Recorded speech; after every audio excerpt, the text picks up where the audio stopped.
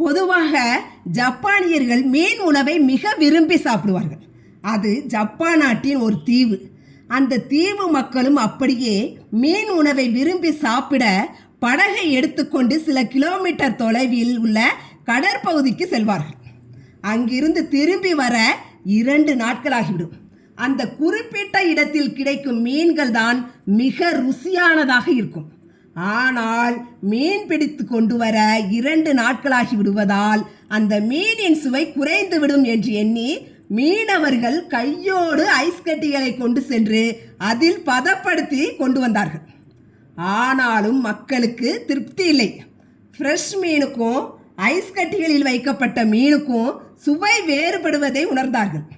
இப்பொழுது மீனவர்கள் ஒரு சிறு தண்ணீர் தொட்டி ஒன்றை செய்து அதில் மீன்களை பிடித்து போட்டு கொண்டு வந்தனர். ஆயினும் அத்தனை பெரிய கடற்பரப்பில் நீந்தி கொண்டிருந்த மீன்கள் சிறிய தண்ணீர் தொட்டியில் 2 நாட்களாக சோம்பி கிடப்பதினால் மீனின் சுவை குன்றி போவதாக மீண்டும் குறையை கண்டனர். யோசித்த மீனவர்கள் புதிதாக ஒரு யோசனை செய்தார்கள். குட்டி சுறா மீன் ஒன்றை பிடித்து வந்து அந்த மீனை அந்த தொட்டிக்குள் விட்டார்கள்.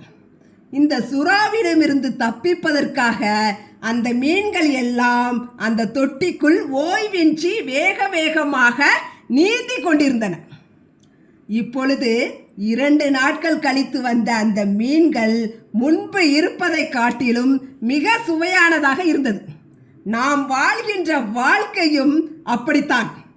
வாழ்க்கை சுவைக்க கவலையோடு இருக்கக்கூடாது. சுறுசுறுப்பாக ஓடிக்கொண்டே இருக்க வேண்டும். பிரச்சனைகள் என்கிற சுறா இருந்தால் மட்டும்தான் வாழ்க்கை என்ற மீன்கள் சுவையானதாக இருக்கும்.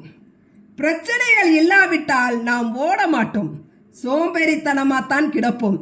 ஆக நமக்கு வருகின்ற பிரச்சனைகளை சமாளித்து சுறுசுறுப்பாக ஓடி வாழ்க்கையை சுவையானதாக மாற்றுவோம்.